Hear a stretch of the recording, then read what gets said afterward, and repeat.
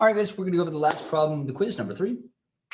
Most of it I have up on the board right now, and actually I have it entirely done, except I did it one way that you guys did it that is not done with energy at all. Now, the change you have to make is pretty subtle. It's pretty small, but I do want to address it real quick. So let's go where the top part you see above this box right here is everything that you would have to do in both cases, okay?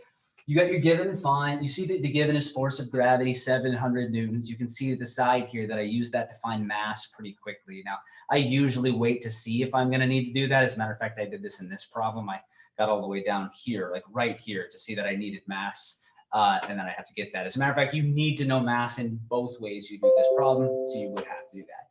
The rest of this is given. It says it's going initially 4 meters per second, stops when it hits the bag, and mu is 0.7. What is the total displacement? You'll see my force diagram. Both cases have to sum the forces in the y to get the force normal is equal to force gravity. Now you'll notice I don't have it equal to mg because I know force gravity is equal to 700 newtons. If you do that, you're going to get at g multiply, you're divided by g, multiplied by g, it's going to get you back to that same 700 regardless. Force normal is mu times force normal. Force gravity is force normal, so I got 0.7 times 700. Force friction is 490 newtons. This is where a lot of people did the stuff from the last 2 chapters, forces and kinematics. That's great, but that's not, I've entirely done this problem without energy, which is probably not great in an energy chapter. So to continue this, to show you what I did in previous chapters, sum the forces in the x, that's got to be negative force friction. You plug in negative force friction divided by the mass, you get the acceleration. You come over here to kinematics, you plug in the initial velocity acceleration, and you get 1.17 meters. Which is correct, and it absolutely is correct. You can get the right answer not using energy. As a matter of fact, a lot of stuff in this chapter that you can do that for. But I want to do it specifically with energy, so let's just show you what subtle change you need to make. And it's actually not bad. Instead of going to the sum of forces, you're just simply going to go to the work net kinetic energy down. Changing kinetic energy. Changing kinetic energy. Work net is all of the works, work normal, plus work gravity, plus work friction, is equal to kf minus ki.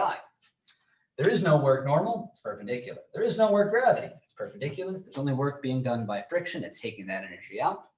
There is no kinetic final because it stopped at the very end.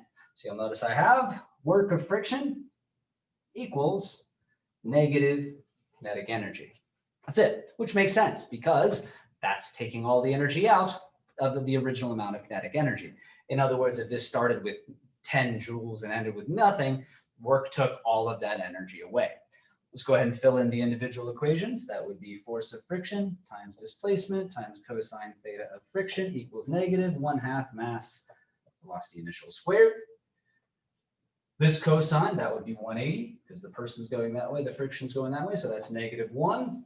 Those negatives are going to cancel. So now to get displacement, I just divide by force friction. Displacement is equal to 1/2 mass velocity initial squared over displacement.